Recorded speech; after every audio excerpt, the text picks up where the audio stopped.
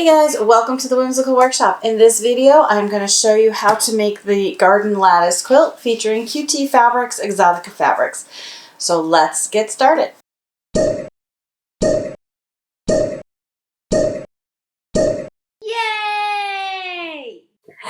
Alright, it's been a little while, but this is a video tutorial for you guys on how to make our newest garden lattice quilt. This was designed by Matthew. It is featuring the QT Fabrics Exotica, which we just did an unboxing video to show you all the prints up close and how beautiful they are. And now we're going to take those fabrics and make them into this quilt. All right, so let's get started. So this is what the block looks like when we're all done. So you need to make 6 of these and then 1 of these. This we're going to add at the end of the row to keep the zigzag going to make the quilt a little bit longer. So I'm going to talk about how to do your block. We're going to do flip and sew twice. We're going to do it on the cream and then we're going to do it on the green. And we're going to do it on both corners. So I'm going to put this guy back up here. This is what we're looking to make. So I'll make myself a little less crazy here. So there it is.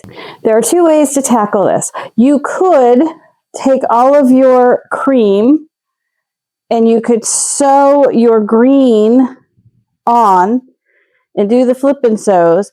And then take this whole square on here and flip it out. That can get confusing in the order of which you rotate it. So I would only recommend doing that if you're pretty comfortable doing sewing and doing this technique.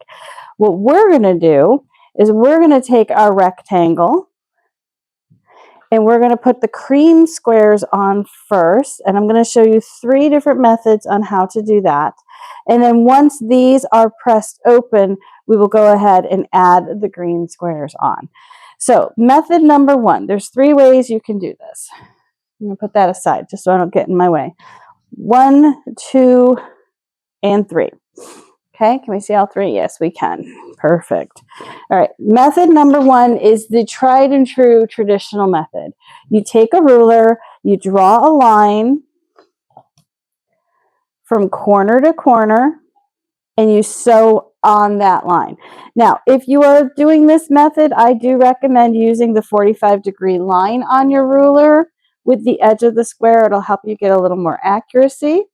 And then whenever you do draw lines on the back of your fabric or anything that may have a stretchy edge, I recommend starting in the center and going out. And this is a Friction pen. These are iron-off pens. I will put a link below for all the supplies I'm using.